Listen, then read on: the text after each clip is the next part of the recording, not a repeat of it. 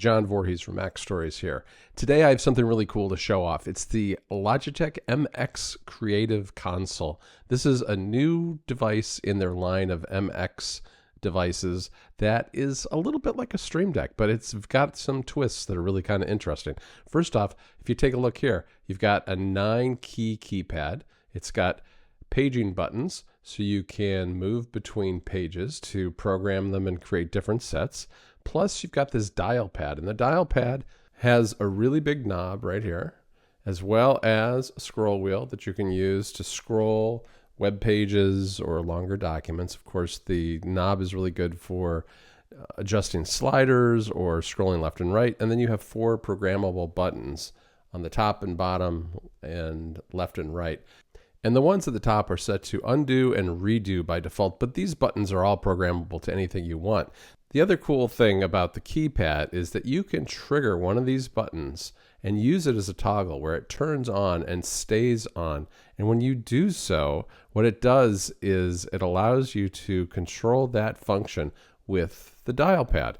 I don't have that set up this way here, but if you had, for instance, a volume or a brightness button on the keypad, you could toggle that and then use the knob to adjust volume or brightness, that kind of thing. It's pretty neat. So overall, I really like the build of these. The keys are this kind of shiny, glossy plastic that's reminiscent of a Steam Deck, although they're different. They're not as concave. There's a little edge around the edge of these keys. You can maybe see it kind of from the reflection a little bit, but it helps you orient your hand. There's a dimple right here on the bottom edge of this middle one that also helps you keep oriented on the keypad so you can use it without actually looking at it if you want to, which is great if you're doing something like streaming.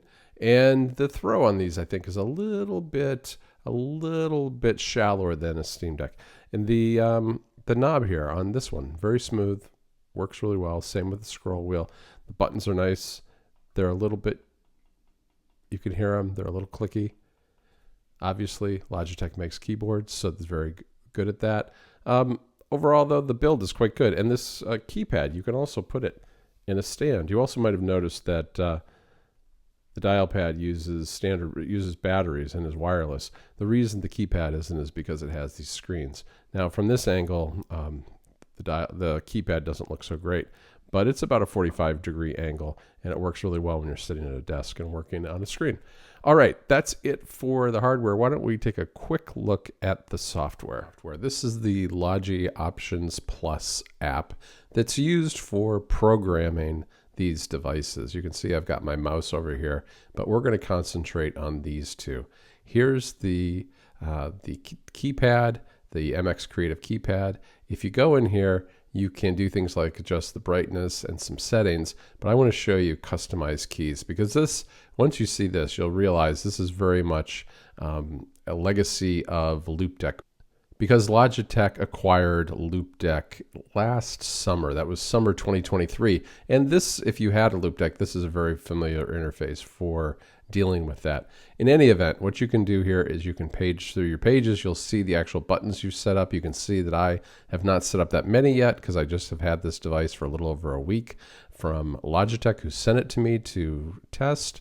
And what you do is you find a blank space here. You find an action that you want to record, like a keyboard shortcut, and you simply just drag it on over. And then once it's in there, you've got this little pop-up that lets you name it, record your key combination, and then you can go through and you can save an image. I've saved my own images here. You can see that I could go in here and delete it or change things by clicking and then coming up and finding one of their built-in icons, or I could also use my own. There's a lot of different things that you can do here. I'm not going to go into this in depth because it's still beta software, but that's how it works. Similar thing for the dial pad itself.